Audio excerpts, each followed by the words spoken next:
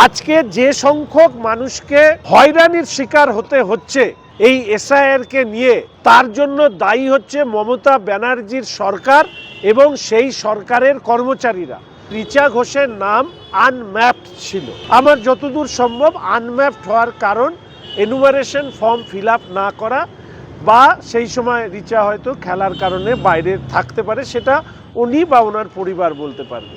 পরবর্তীকালে হিয়ারিংয়ের নোটিশ এসছে এবং হিয়ারিংয়ে যথাযথ ডকুমেন্টস দেওয়া সত্ত্বেও কেন রিচা ঘোষের নাম এই অর্থাৎ আন্ডার জুডিশিয়ারি প্রসেস বা আন্ডার কনসিডারেশনে গেল, তার জবাবদিহি করতে হবে সংশ্লিষ্ট ইআরও বা এআরও দপ্তরকে। এবং এক্ষেত্রে এই ইআরও বা এআরও এরা কারা?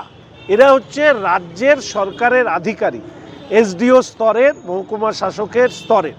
এমনকি অনেকে নির্বাচন কমিশন বলতে মাননীয় মেয়র সাহেব গুলিয়ে দেওয়ার চেষ্টা করেছেন যেন নির্বাচন কমিশনের সবাই বাইরের রাজ্য থেকে এসছে বা কেন্দ্রীয় সরকারি কর্মচারী।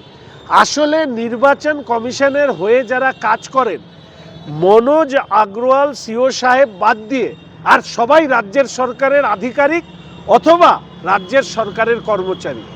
আজকে যে সংখ্যক মানুষকে হয়রানির শিকার হতে হচ্ছে এই এসআইআর কে নিয়ে, তার জন্য দায়ী হচ্ছে মমতা ব্যানার্জির সরকার এবং সেই সরকারের কর্মচারীরা। বুথ লেভেল অফিসার কারা হয়েছে? সরকারি কর্মচারীরা, চুক্তিভিত্তিক বিভিন্ন কর্মচারীরা। আধিকারিক কারা? তারা ডিএম, এসডিও, বিডিও, তারা হচ্ছে আধিকারিক।